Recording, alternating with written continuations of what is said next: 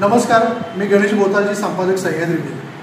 सह्याद्री विद यूट्यूब चॅनलवर आपल्या सर्वांचं स्वागत. आज आपण सातारा या ठिकाणी आलेलो आहोत. आज सातारा या ठिकाणी महाविकास आघाडीचं जनसुरक्षा विधेयक या विधेयकावर एक आंदोलन झालं. ते आंदोलन अतिशय तीव्र स्वरूपाचं आंदोलन होतं आणि या संदर्भातच श्रमिक मुक्ती दलाचे अध्यक्ष डॉक्टर भारत पाटणकर सर या संदर्भात जनसुरक्षा विधेयक काय नेमकं आहे या संदर्भात आपली भूमिका मांडणार आहेत. सर नमस्कार. नमस्कार सर, माझा पहिला प्रश्न असा आहे की आज जनसुरक्षा विधेयकावर जे आंदोलन झालेलं आहे ते आंदोलन नेमकं काय आहे आणि जनसुरक्षा विधेयक नेमकं काय आहे? हे जे आंदोलन झालं हे आंदोलन जनसुरक्षा विधेयक विरोधी संघर्ष समितीच्या वतीने झालं. या संघर्ष समितीमध्ये महाविकास आघाडी आहे, इंडिया आघाडीचे काही घटक आहेत आणि तत्सम अशा जनसंघटना पण आहेत. एक मोठी आघाडी ही यामध्ये तयार झालेली आहे. हे असं म्हणता येईल की भाजप, राष्ट्रवादी अजित पवारांची जी आहे ती आणि शिंदे, एकनाथजी शिंदे यांची शिवसेना, हे सोडून जे बाकीचे उरलेले सगळ्या जनसंघटना आणि राजकीय संघटना त्या सगळ्यांची मिळून ही आंदोलनाची कल्पना होती. आणि याविषयी बैठक होऊन 44 ठिकाणी महाराष्ट्रामध्ये आज आंदोलन झालं. यासाठी एक केंद्रीय समिती तयार झालेली आहे सर्व संघटनांच्या प्रतिनिधींची. मी त्या वतीनंच, त्या समितीच्या वतीनंच वेगवेगळे लोक वेगवेगळ्या ठिकाणी जायला पाहिजे. सगळे ठिकाणी सगळे हजर राहू शकत नाही. त्यामुळे इथं सातारला मी समितीच्या वतीनंच केंद्रीय समिती तयार झालेली आहे जनसुरक्षा विधेयकाच्या विरोध. त्याच्या समितीच्या वतीनंच मी इथे हजर राहिलेलो आहे.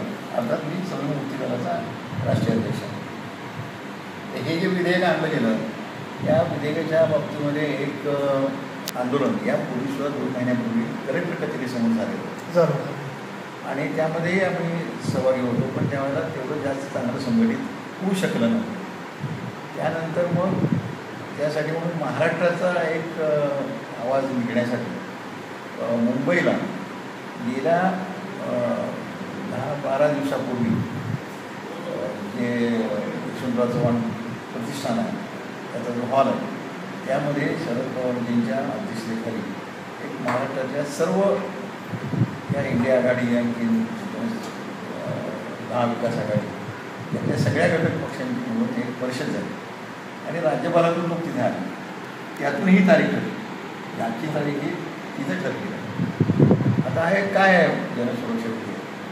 तर मी सुरुवात करेन की त्यामध्ये आम्ही सगळे जे बोललो त्यामध्ये एक महत्त्वाचा मुद्दा जो शरदचंद्रजी पवारांच्या भाषणामध्ये आला त्या दिवशी तो असा आला की आमच्या लोकांची विधानसभेमध्ये चूक झाली. त्या ठिकाणी चांगल्या पद्धतीचा आवाज काही उठला गेला नाही आणि तिथं जे काही घडलं ती आमची चूक आहे आणि विधान परिषदेमध्ये मात्र आपल्या सगळ्याच लोकांनी आवाज उठवला. पण आता ही अशी चूक पुन्हा करावी करता कामा नये. हे गंभीर आहे आणि म्हणून आत्ताचं आंदोलन हे मोठ्या संख्येनं मोठ्या तीव्रतेनं करावं अशा पद्धतीची चर्चा सगळ्या कार्यक्रमात झाली. तर या विधेयकात काय आहे? ते विधेयक जे आहे ते जनसुरक्षा विधेयक असं त्याचं नाव दिलेलं आहे. जनसुरक्षा विधेयक असल्यामुळे त्याचं इमेज तयार होतं की जो काय जनतेची सुरक्षा करण्यासाठी आहे, पण हे जनांची मुस्कटदाबी करण्यासाठी आहे. माझ्यासारख्या माणसाने त्या परिषदेत ही आणि आजही म्हणतो की ते जन मुस्कटदाबी विधेयक आहे. जनसुरक्षा विधेयक नाही, कायदा नाही, ते जनांची मुस्कटदाबी करणारा कायदा आहे. आता झालं आहे असं की आता राज्यपालांची त्याच्यावर सही झालेली नाही झाली. तोपर्यंत तो कायदा होत नाही. तर आमचं आता यावेळेला असं म्हणणं आहे की ते तुमचं काय घडायचं ते घडलेलं असेल विधानसभेच्या विधान परिषदेत. आता तुम्ही सरकार म्हणूनच हे राज्यपालांची सही घेतच का हे रद्द करून टाकलं. नाहीतर मग महाराष्ट्रातली तुम्हाला मतं देणारी जनता सुद्धा त्याच्या विरुद्ध उभी राहील अशी महाराष्ट्रातली परिस्थिती आहे. सर, आता तुम्ही म्हटला हे जनसुरक्षा विधेयक नसून जनमुस्कटदाबी विधेयक आहे. म्हणजे जनतेचं मुस्कटदाबी कशा पद्धतीने विधेयकाच्या माध्यमातून होतं? तर आता त्या विधेयकामध्ये काहीही नेमकेपणानं लिहिलेलं नाही. मग समजा आता एखाद्याने मोर्चा काढला तर हा मोर्चा हा बेकायदा आणि सरकार विरोधी किंवा लोकशाही विरोधी किंवा इथल्या घटनेच्या विरोधी आहे हे ठरवणार कोण? ते कशावरून ठरवायचं ते कायद्यात काही लिहिलेलं नाही. पण असं मात्र लिहिलं की असं झालं आणि ते बेकायदा असेल तर आम्ही त्यांना अटक करू शकतो, तुरुंगात टाकू शकतो, आणखीन त्यांना शिक्षा करू शकतो. पण या सर विधेयकाच्या माध्यमातून आपण ज्या पद्धतीने म्हटला की भारतीय संविधानाच्या जे स्वतंत्र आहे ते स्वतंत्र दिलेलं आहे कलम 19 यानुसार त्या हक्क व अधिकारांवर कुठेतरी गदा येतो या विधेयकाच्या माध्यमातून. 3-4 प्रकारचे समान अधिकार जनतेला आहेत. हे जे भांडवलदारांना आहेत तेच जनतेला सुद्धा आहेत असे काही अधिकार आहेत.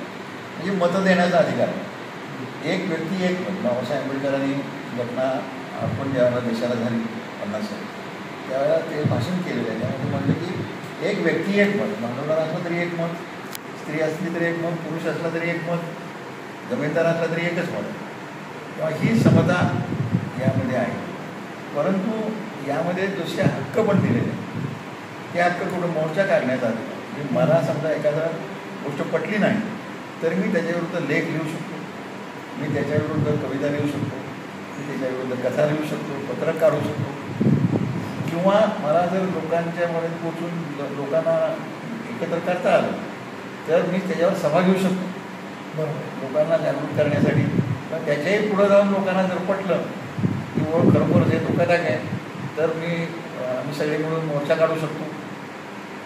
हे सगळे जे अधिकार आहेत हे घटनेनं लोकशाही अधिकार म्हणून जनतेला दिले. आणि या अधिकारांची जर पुस्तकात होत असेल तर घटनेच्या मूलभूत ढाच्याला हा धक्का लावला जातो. कारण याला धक्का लावणं हे खरं म्हणजे घटनेची पायमल्लीकरण आहे. आणि त्या दृष्टीनं जर बघायला गेलं तर यातली कर्म जर तुम्ही पाहिली तर या कर्मांच्या मध्ये कुठेही असं स्पष्टता नाही की अमुक म्हणजे बेकायदा आहे. कायद्यात कसं असतंय की खून म्हणजे काय किंवा ट्रॅफिकचा नियम मोडला म्हणजे काय, मग मला डाव्या बाजूला जाण्याचा नियम आहे किंवा त्यामुळे मला डाव्या बाजूला उजव्या बाजूला जातो का असं काहीतरी होऊ शकतं. पण यामध्ये प्रत्येक जे कलम आहे त्यामध्ये असं काही स्पष्टता येत नाही. हे सगळे अधिकार हे अस्पष्ट ठेवून जे कायदा राबवणारे आहेत त्यांना मनमानी करायला भरपूर जागा यामध्ये आणि याचा अर्थच हुकुमशाही होतो. पण सर आता जर बघितलं तर गेली अनेक वर्ष आपण चळवळीच्या माध्यमातून काम करत आहोत. सर्वसामान्य घटकांना न्याय देत आहोत, धर्मग्रस्तांना न्याय देत आहोत. म्हणजे एक आदर्श समाजापुढे आपण निर्माण केले. त्याचबरोबर सर्व परिवर्तनवादी संघटना असतील किंवा ज्या ज्या घटकावर अन्याय होत आहे तो घटक सरकारला न्याय मागण्यासाठी आंदोलनं किंवा मोर्चे किंवा काय असेल निवेदन वगैरे देईल. परंतु ह्या कायद्याच्या माध्यमातून हे ज्या सामाजिक चळवळी आहेत, परिवर्तनवादी चळवळी आहेत, ह्या सर्व पक्ष आहेत, राजकीय पक्ष, ह्यांच्यावर कुठेतरी दबाव निर्माण केला जातो असं वाटत नाही का? ते दबावच निर्माण केला जातोय आणि त्यामध्ये त्यांनी मुद्दा कुठला अनौपचारिक काढलेला आहे तो नक्षलवादाचा काढलेला आहे. शहरी नक्षलवाद हा विषय काय नाही त्यांच्यामध्ये त्या उद्दिष्टांमध्ये उल्लेख आहे शहरी नक्षलवाद नाही. उद्दिष्टांमध्ये तसं काहीही उल्लेख नाही. आश्चर्य म्हणजे तसं काहीही नाही. तुम्ही जे पत्रक काढले आज संपूर्ण महाविकास आघाडी त्यामध्ये असा एक शब्द आहे शहरी असं म्हणतात ते तोंडी असंच पत्रकात पण आहे. पत्रकात पण असंच लिहिलेलं आहे की कायद्यात त्याचा उल्लेख नाही. पण म्हणताना मात्र मुख्यमंत्री असतील, कोण असतील, उपमुख्यमंत्री असतील, हे म्हणताना मात्र हे उल्लेख करतात. तर का लिहिलं नाही म्हणून असा प्रश्न आहे ना त्यामध्ये. तर प्रश्न असा आहे की शहरी नक्षलवादाची व्याख्याच नाही.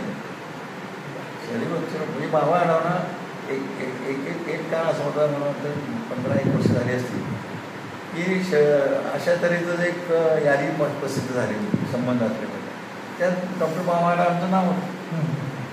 डॉक्टर बाबा आढावांचा काय सामाजिक कार्यकर्ता आणि आयुष्य घालवलं त्यांनी शांततामय चळवळ करण्यामध्ये. तर त्यांचं नाव जर त्यामध्ये जात असेल तर त्यांच्या शब्द वापराला काय अर्थ राहील असा प्रश्न आहे ना. हे कोळसे पाटलांचं समजा उदाहरणाचं नाव त्या असं कसं काय. त्यामुळं हे जे आहे त्याला व्याख्या केल्याशिवाय एक काय की नक्षलवाद असं हे जे नामकरण आहे अशा नावाची काही पार्टी या भारतात कधी नव्हती. भारतात ज्या पार्ट्या CPM CPI म्हणजे मार्क्सवादी कम्युनिस्ट पक्ष म्हणजे भारतीय कम्युनिस्ट पक्ष हा स्थापन झालेला सुरुवातीला स्वातंत्र्यपूर्व काळात 1925. त्यानंतर मतभेद होऊन सैद्धांतिक मतभेद होऊन कम्युनिस्ट पक्ष भारतीय कम्युनिस्ट पक्ष मार्क्सवादी झाला आणि त्यानंतर त्याच्यातून 67-68 दरम्यान जे मतभेद झाले त्यातून ते सैद्धांतिक मतभेद होते त्यातून भारतीय कम्युनिस्ट पक्ष मार्क्सवादी लेनिनवादी झाला. आता यामध्ये नक्षलवाद हा शब्दच नाही कुठे. मग नक्षलवादी कोणाला म्हणायला लागले की जे हिंसक काहीतरी कार्यक्रम करत होते त्यांना नक्षलवादी हे शासन सत्ता म्हणायला लागली. तर त्यांना म्हणायला लागले तर म्हणून देतात कोणाचं काय आक्षेप असण्याचं कारण नाही. मग आंदोलन निश्चित करायचं की हां नाही आंदोलनाचा भाग वेगळा आहे की तुम्ही कुणालाही नक्षलवादी जर म्हणायला लागला तर त्याची व्याख्या न करता कुणालाही म्हणू शकता ना. म्हणजे कायद्यात असं जर लूपहोल ठेवलं तुम्ही तर उद्या माझी मुलाखत घेणारे जे आहेत तेच नक्षलवादाचे एजंट होते असं सुद्धा ते म्हणू शकतात किंवा मलाही उलट्या अर्थाने काहीतरी म्हणू शकतात. त्याला काही धर्मबंध राहणार नाही. पण प्रत्यक्षामध्ये वैचारिक पाया असलेले कार्यक्रम असलेले अशा पक्षांच्या स्थापना झालेल्या आहेत. नक्षलवाद नावाचं जे आहे ते फक्त एक नाव दिलेलं आहे म्हणजे टेररिस्ट असं नाव जे असतं तसं नक्षलवाद. तर महाराष्ट्रामध्ये तुम्हाला नक्षलवादाची चळवळ जी आहे ती गडचिरोली वगैरे वगैरे भागामधल्याशिवाय दुसरीकडे कुठं दिसत नाही. आणि त्यानंतर शहरी नक्षलवाद जो प्रश्न आहे त्यामध्ये मध्ये शहरी नक्षलवादी काही लोकांना म्हणून काही लोकांना अटक केली होती. आता ते जे लोक ते सगळे सुटले नाहीत. त्याचं त्यातलं एकाच दुसरा शिल्लक आहे नाही तर सगळे लोक सुटलेले आहेत.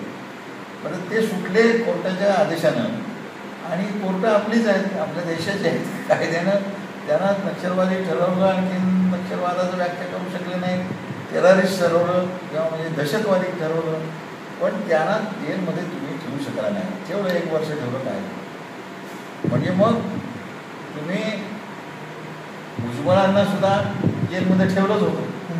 ते सोडलं का जसं कळत नाही. त्यांना का सोडलं म्हणा आणि पकडलं तरी का होतं. तसंच ह्या बाबतीत आहे.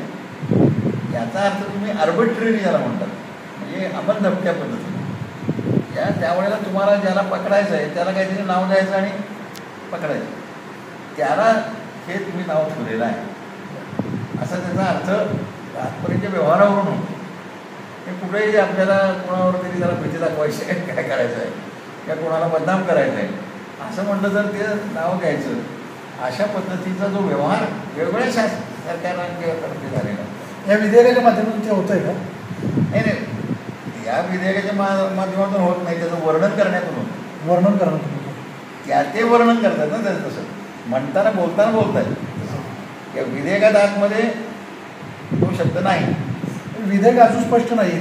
नाही विधेयक स्पष्ट आहे ना म्हणजे स्पष्ट कशा बाबतीत आहे की काही कारण नसताना तू कोणालाही पकडू शकता या बाबतीत स्पष्ट आहे. म्हणजे यांनी काय केलं हे स्पष्ट नसताना यातलं काय विचारसरणी हे स्पष्ट नसताना काही फारसे पुरावे नसताना संशयावरून तुम्ही एखाद्या माणसाला पकडू शकता आणि किती वर्ष आत ठेवू शकता असं रूप होत त्याला म्हणतो की असं काय झालं म्हणून असे जागा फट ही या कायद्यामध्ये ठेवलेली आहे. पण आता सर या कायद्याची थोडक्यात तुम्ही भूमिका काय नेमकी सांगितली. आता याच्या पुढे या जनसुरक्षा विधेयका कायद्याच्या विरोधात आपलं आंदोलनाचं स्वरूप कसं असेल आणि कशा पद्धतीने याच्या पुढं महाराष्ट्रामध्ये आंदोलन केली जाते? नाही याच्या पुढे कसं आहे की आमची आंदोलनंही आजपर्यंत शांततेनं राहिलेली आहेत आणि इथून पुढेही शांततेनं होणार म्हणजे वर्षानुवर्ष. तर मी स्वतः जरी माझ्या लाईफमधलं जरी पाहिलं तरी मी 1973 पासून चळवळीमध्ये आहे.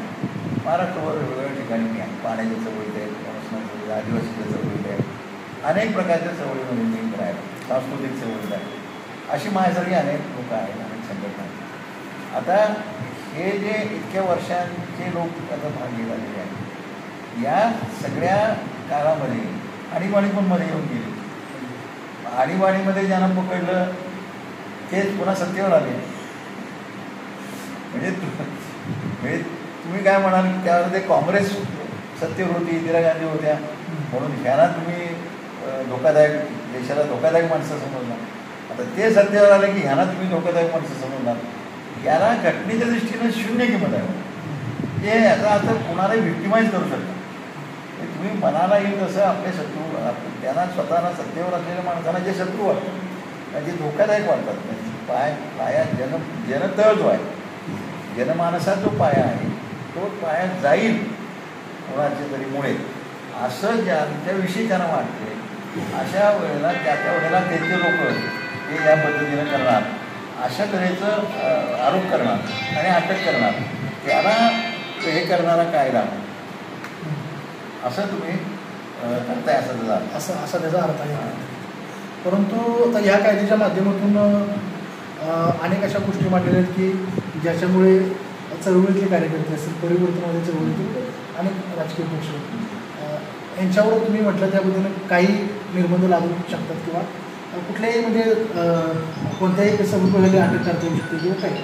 आता हा कायदा आता तुम्ही म्हटलं ज्याबद्दल राज्यपालांची अजून सही नाही, पण नेमकं आता ह्याच्यापुढं आपली भूमिका काय असेल या कायद्यावर? ती भूमिका आता हे जर झालं नाही तर आम्ही जाहीर केली आता मी स्वतः सुरक्षा विरोधी समितीच्या वतीने जाहीर केली की आम्ही या बाबतीमध्ये पुन्हा एकदा मिटिंग घेणार. मिटिंग ठरलेलीच आहे नमस्कार. आत्ता जे 40-44 ठिकाणी झालं त्याचा आढावा घेणार आणि सरकारला पुन्हा विचारणार तुमचं काय बदललं आहे का मत, नसेल बदललं तर आणखीन काय मोठं आंदोलन आम्ही करावं का, तुमचं काय किंवा तुम्ही आमची चर्चा करा ना की तुम्ही एकतर्फी पद्धतीनं सगळं जे जाहीर करून जाहीर करते त्यामध्ये जनतेचा असंतोष दिसलेला आहे. हा असंतोष वाढावा असं आम्हालाही वाटत नाही. कारण यासाठी काही गरीब जनतेला पैसा नाही का आंदोलन इथं सातारामध्ये यायचं सगळ्या खेड्यापाड्यात. ही माणसं स्वतःच्या हिंदीवर येत असतात, परंतु त्या माणसांची चळवळ आहे, त्या माणसांना चळवळ केल्याशिवाय काही मिळतच नाही अशी अवस्था. नाहीतर वितरणाचं पुनर्वसन बिनचळवळीचं झालं असतं किंवा मानखंडाला पाणी बिनचळवळीचं मिळालं असतं. तर 13 तालुक्यांची चळवळ नागनाथ अण्णा नायकवडींच्या नेतृत्वाखाली आम्ही सगळ्यांनी केली नसते. आम्ही दोघांनी ती चळवळ 13 तालुक्यात पुढं केली. असलं झालं नसतं काही म्हणजे आंदोलन केल्याशिवाय तुम्ही काही देत नाही असं कोणत्याही सरकार. तुम्हाला समाजाच्या भावना, लोकांच्या भावना सरकारला कळतात. याला जर निर्बंध आल्या या विधेयकाच्या माध्यमातून तर ते अडचणीच ठरेल असं आपल्याला वाटतं. हो, आणि त्यामुळे मग आम्ही म्हणणार की एवढ्यानं तुम्ही जर करत नसाल तर त्याचा अर्थ तुम्हाला भीती एकाच गोष्टीची आहे की तुम्ही पडाल निवडणुकीमध्ये. असं जर तुम्हाला दाखवून द्यायचं असेल, असंच पाहिजे असेल तुम्हाला, तर मग आणखी लाखाच्या घरात माणसं रस्त्यावर आली तरी तुम्हाला वाटेल की नाही. त्याच्या मागे राजकारण वाटतं नाही. राजकारण म्हणजे सत्ता हेच राजकारण आहे. सत्ता हेच राजकारण. आमच्या दृष्टीनं सत्ता हेच त्यांच्या दृष्टीनं राजकारण आहे. आणि त्याच्यापेक्षा पलीकडं हे राजकारणाचा लोकशाहीच्या अर्थानं असा अर्थ की लोकांच्यासाठी राज्य. तर लोकांच्यासाठी राज्य असेल तर असं कायदा करण्याचा प्रश्न येत नाही. तर लोकांसाठी जर राज्य नसताना, तर असा विषय नसताना तुम्ही कसलीही व्याख्या न देता लोकांच्या चळवळीला जर काही बंधन आणणार असाल, याचा अर्थ तुम्हाला असं वाटतंय की आम्ही जे करतोय त्यामध्ये असंतोष लोकांच्यामध्ये होईल अशी तुम्हाला स्वतःला शंका आहे असं त्याचा अर्थ. म्हणजे मग तुमचं राज्य करण्याची जी पद्धत आहे ती तुम्हाला शंका आहे की आपण असं करायला चाललेलं आहोत की लोकांना त्रास होईल आणि तसं त्यातून सिद्ध होतं. त्यामुळे तुम्ही हे करू नका ना, म्हणून लोकांना असं त्रास होणार नाही असं आता आम्ही जमून ठरवू काय करायचं. पण काही झालं तरी शांततेच्या मार्गाने. तेव्हा इथे समजा काही 1,500-2,000 लोक आले तर पुढच्या वेळेला आम्ही म्हणू किंवा जास्त लोक जमवून घेऊ, 10-15,000 लोक जमवून घेऊ. एवढ्याला मागत नसेल तर 50,000ची सभा घेऊ आम्ही, पण शांततेच्या मार्गाने करू. पत्र देऊन सगळं करू. लोकशाहीच्या पद्धती न मोडता आम्ही काय करायचं करणार. आणि त्यामध्ये तुम्हीच आता त्यांनी विचार करायला पाहिजे की हे लोक काही कुठं कायदा मोडत नाही आणि अशा तऱ्हेने जर कायदा न मोडता आंदोलन इतके लोक सांगेल होत असतील तर काय करावं त्यांनी विचार करावा. अगदी आत्ताच श्रमिक मुक्ती दलाचे राष्ट्रीय अध्यक्ष डॉक्टर भारत पाटणकर सरांनी जनसुरक्षा विधेयक नेमकं काय आहे आणि ह्या जनसुरक्षा समितीच्या माध्यमातून आज साताऱ्यामध्ये फार मोठ्या स्वरूपात आंदोलन झालं.